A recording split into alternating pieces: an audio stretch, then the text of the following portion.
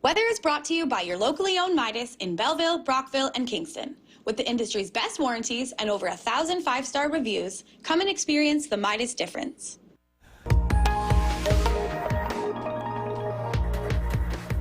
It is certainly cold, getting even colder as we get into minus double-digit daytime highs for the next couple of days. We are looking at mostly cloudy conditions now.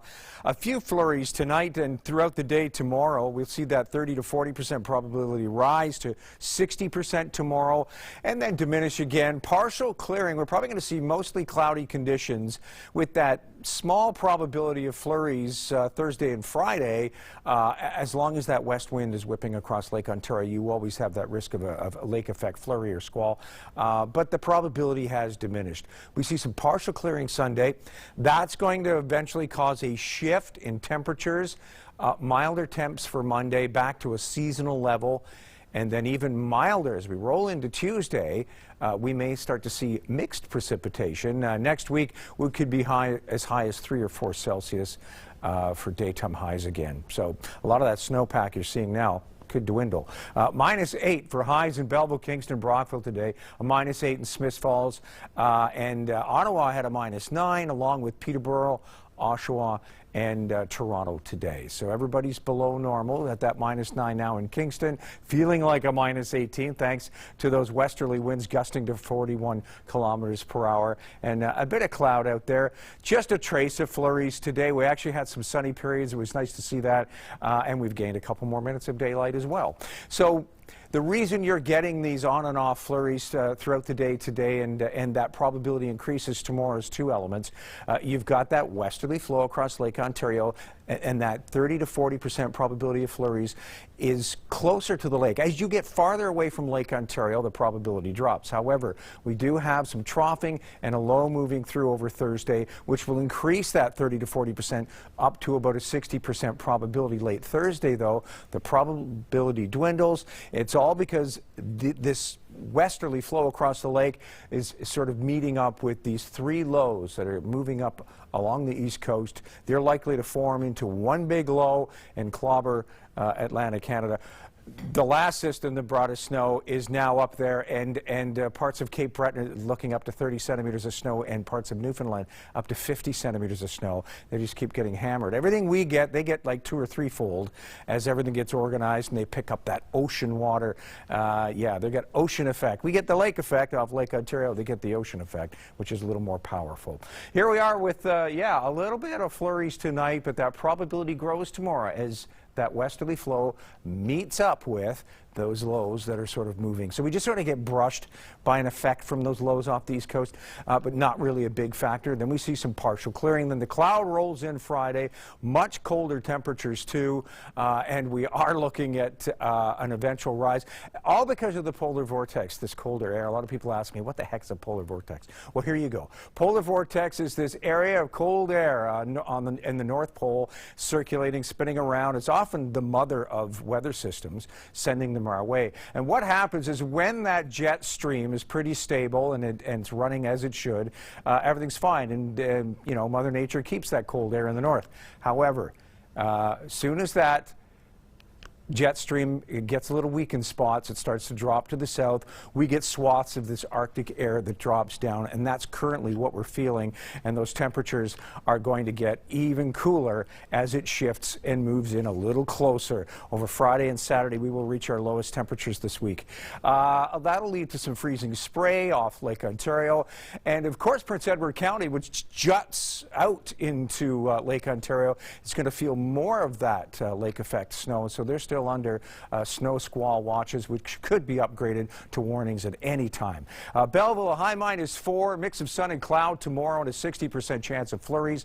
West winds at 20 is what's bringing you that probability of flurries, along with that little something along the east coast, which really isn't a direct hit. It's just sort of enhancing what's going on. Friday, cloudy, high -11, more of the same on Saturday. And in Brockville, cool temperatures for you too. -4 tomorrow with that chance of flurries, but then for Friday, real cold. That polar vortex digging in down to a -17 Friday night, -16 Saturday night, and we don't get above the double digits in the minus range for daytime highs over Friday and Saturday. Smiths Falls -5, mostly cloudy tomorrow. You won't get that chance of flurries. You're not close to the lake. Friday, it's -13 and a mix of sun and cloud, and -11 for a high Saturday.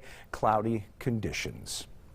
Kingston, your forecast, we hit -4 for a high tomorrow, which is just below seasonal. You can thank that those systems that are moving up along the eastern seaboard bringing those temperatures up just slightly. But the polar vortex doesn't go away, and it brings those temperatures back down again over Friday and Saturday. So that touch of flurries tomorrow, then cloudy and cold over Friday and Saturday. But Sunday, clearing up, and we see temperatures starting to turn around. It doesn't drop much Sunday night. A better high of -8, still below normal, but better than we're getting over Friday and Saturday, and then it doesn't slip much over Sunday. Monday, mostly cloudy, a high -1, and up to 0 Tuesday as we see the chance of mixed precipitation. That could come with a risk of freezing rain Wednesday, more of the same, and a high of 1. Now your weather wallpaper. Weather Wallpaper is brought to you by Christine Geary's Maple Leaf Tours Travel Cruise. Visit mapleleaftours.com to get into the picture. This pretty but eerie photo comes from Trina Kempenaar. And the reason we're getting this really sort of eerie yellow glow off the owl in the tree it's a light. Is this is the light off of, on her house. Okay. This is just a few feet away from her door. This owl is very interested in her puppy. Oh. Yeah. Uh-oh. Yeah, this time of year, the moles, the voles, the field mice, they all go down deep to get below the frost line, away from all that cold Arctic air. Right. So there isn't, it's slim pickings. So they start to wander and look at things that aren't normally in their, on their menu, so to speak. So yeah, watch your little ones. If it's a really small breed or a very small puppy, kitty, whatever, keep them indoors anyways. They shouldn't be out in the cold. Trina, thanks for your photo. Great shot, by the way. If you've got pictures to share with us, send them to submissions@ckwstv.com. Owls don't typically like light in their face like that, right? No, but it was very interested in that little dog. Yes. Okay. Yeah, lovely photo there, Bill. And thank you for the explanation of the polar vortex. A lot of people ask about that, and what is it, where does it come from, and more importantly, when is it going to end? And I think you've answered that too, because next week, back to rain again, right? Yeah, Possible and those showers. temperatures climb right into the middle of next week. You'll see this with our 10-day outlook. Okay. Those temperatures are going to get up there, yeah. Okay, so this will be short-lived, the polar vortex, that is. Yes. All right, your 10-day outlook is coming up later. Thank you, Bill. Oh, winter's here, and then it isn't in the 10-day outlook, Bill. You got that right. A big change in temperature, polar vortex plaguing us for the next few days, and then look out as we put that cold air behind us, temperatures start to rise. As those temperatures get back to freezing and even above that, we see the probability of mixed precipitation. 60% probability Tuesday, 30% on Wednesday, another round from a secondary low moving in Thursday with a 60% chance of just showers as it reaches 4 Celsius, up to 3 on Friday with a 40% chance of showers.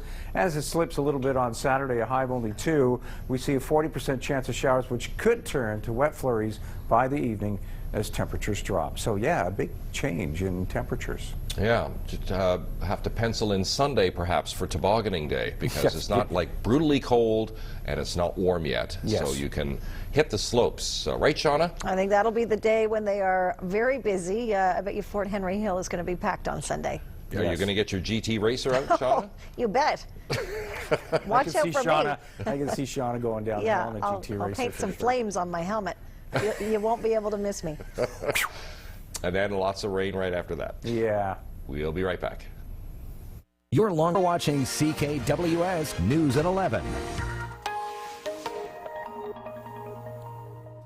Cold Arctic air moving westerly across Lake Ontario, generating flurries. We've had lake effect snow and flurries for a few days. It's sort of slowed down a little bit today, but we weren't without it completely. 30 to 40% probability across eastern Ontario, thanks to that light westerly flow. It wasn't very strong. It sort of diminished a bit.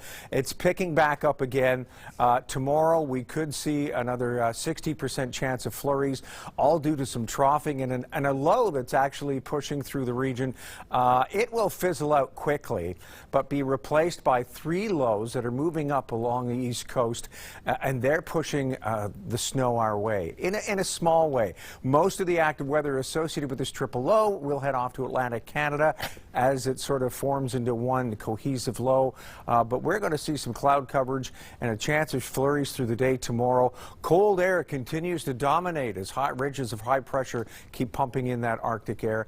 Temperatures quite low for a few more days. Belleville, a high -4 and a mix of sun and cloud. That's 60% chance of flurries through the day tomorrow. Friday, a high -11, cloudy again on Saturday, and only up to -10. Look at those minus double-digit daytime highs.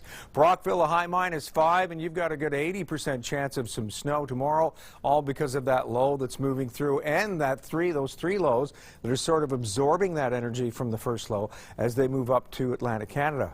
Friday, high -12, cloudy, more clouds Saturday, and a cold one again, -11 down to -17, both Friday and Saturday nights. Smiths Falls up to -5 tomorrow, cloudy with sunny periods. Not really getting that chance of flurries for Friday, -13 with a mix of sun and cloud, cloudy Saturday, and a high of -11. Kingston up to -4 tomorrow. Cloudy with sunny periods and a 60% chance of flurries. A high of -12 on Friday. Cloudy skies. Yeah, the coldest days Friday and Saturday this week.